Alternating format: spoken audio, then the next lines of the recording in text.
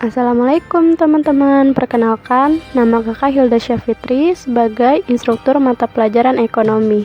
Yuk kita belajar. Pada kesempatan kali ini kita akan belajar mata pelajaran ekonomi kelas 11 terkait tentang perdagangan internasional.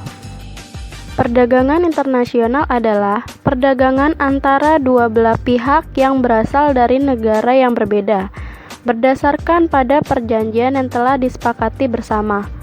Pihak yang melakukan perdagangan ini dapat berupa individu, perusahaan, atau pemerintah. Sebagian dari teman-teman mungkin pernah membeli barang-barang impor, misalnya seperti tas, kosmetik, atau barang-barang lainnya. Selain barang-barang tersebut, cukup banyak pula bahan makanan yang kalian nikmati ternyata merupakan produk dari luar negeri. Barang-barang tersebut dapat tersedia di Indonesia karena adanya perdagangan internasional. Dalam perdagangan internasional terdapat dua teori keunggulan, yaitu sebagai berikut. Yang pertama, teori keunggulan mutlak.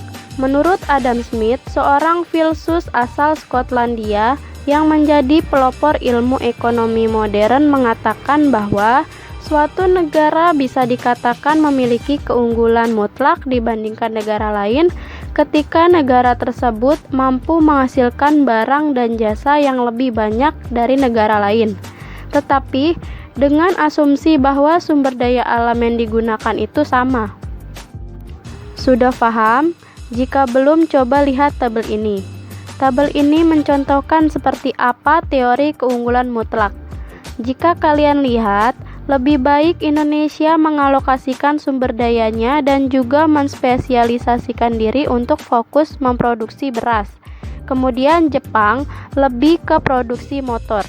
Dengan begitu, jika kedua negara melakukan perdagangan internasional, keduanya bisa sama-sama mendapatkan keuntungan.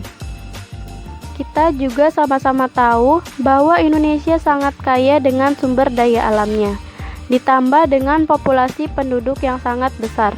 Seharusnya Indonesia mampu menjadi negara nomor 1 penghasil bahan pangan seperti beras, jagung, sayur-sayuran, sagu, dan lain sebagainya. Jika saja pemerintah kita sudah fokus untuk mengembangkan sumber daya manusia agar menghasilkan produk pangan yang baik, sepertinya negara kita tidak usah lagi terus-menerus impor bahan pangan. Harusnya Indonesia menjadi pengekspor terbesar internasional dan menjadi keuntungan negara kita ini. Kedua, teori keunggulan komparatif. Menurut David Ricardo, seorang pakar ekonomi politik asal Inggris mengatakan bahwa keunggulan komparatif terjadi ketika sebuah negara lebih unggul dalam dua macam produk yang dihasilkan, dan dengan biaya tenaga kerja yang lebih murah dibandingkan dengan tenaga kerja di negara lain. Meski salah satu negara memiliki semua keunggulan perdagangan internasional tetap bisa dilakukan. Perdagangan antar kedua negara tetap dapat saling menguntungkan selama terdapat perbedaan biaya peluang dalam memproduksi barang atau jasa. Coba yuk kita lihat contoh dari keunggulan kooperatif ini. Coba kalian lihat dari contoh tabel keunggulan kooperatif ini. Alangkah lebih baik jika Jepang lebih fokus dan berspesialisasi pada produk motor. Kenapa? Karena pengorbanannya hanya 0,75 TV. Sedangkan Indonesia sebaiknya lebih fokus dan berspesialisasi pada produk TV karena pengorbanannya hanya satu motor. Nah, sudah begitu bisa dijamin keduanya mendapatkan keuntungan saat melakukan perdagangan internasional. Bentuk-bentuk perdagangan internasional. Yang pertama, perdagangan bilateral, yaitu perdagangan yang dilakukan antar dua negara.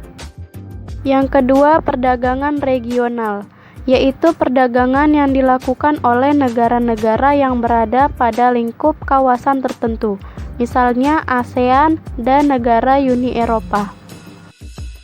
Yang ketiga, perdagangan multilateral, yaitu perdagangan antar negara tanpa dibatasi kawasan tertentu. Faktor-faktor pendorong perdagangan internasional. Yang pertama, ketersediaan sumber daya alam. Tidak semua negara merupakan penghasil rempah-rempah atau tidak semua negara merupakan penghasil bahan tambang. Maka dari itu terjadi perdagangan internasional. Yang kedua, perbedaan faktor produksi. Meskipun di suatu negara memiliki sumber daya berlimpah, tidak semua negara memiliki modal dan pengetahuan untuk mengolah sumber daya alam tersebut. Yang ketiga, dibutuhkan untuk memenuhi kebutuhan dalam negeri. Tidak semua kebutuhan dalam negeri dapat dipenuhi dengan produksi dalam negeri. Maka dari itu, dibutuhkan perdagangan antar negara untuk memenuhi kebutuhan tersebut. Contohnya seperti Indonesia mengimpor beras dari Thailand. Meskipun Indonesia penghasil beras terbesar, akan tetapi Indonesia masih belum bisa memenuhi kebutuhan dalam negeri, karena Indonesia memiliki populasi penduduk yang sangat padat. Yang keempat, memperoleh keuntungan dari perdagangan antar negara. Keuntungan yang diperoleh meningkat karena semakin besarnya pangsa pasar dari barang yang diproduksi. Kelima, keinginan untuk memperluas pasar. Perluasan pasar diperlukan untuk mencapai skala ekonomis dalam berproduksi. Keenam, keinginan melakukan kerjasama dengan negara lain. Perdagangan internasional dapat menjadi salah satu cara yang dilakukan untuk mempererat hubungan dengan negara lain, sehingga kerjasama dalam bidang lain dapat tercipta. Manfaat perdagangan internasional. Yang pertama, memperoleh barang yang tidak dapat diproduksi di dalam negeri. Masyarakat negara Indonesia dapat mengonsumsi kurma walaupun tidak tumbuh di Indonesia. Yang kedua, memperluas pasar sehingga meningkatkan efisiensi produksi. Dengan adanya perdagangan internasional, maka pasar untuk barang yang diproduksi di suatu negara akan bertambah, sehingga akan meningkatkan skala ekonomis dan biaya produksi semakin murah. Sekian dari kakak, kurang lebihnya mohon maaf. Assalamualaikum warahmatullahi wabarakatuh.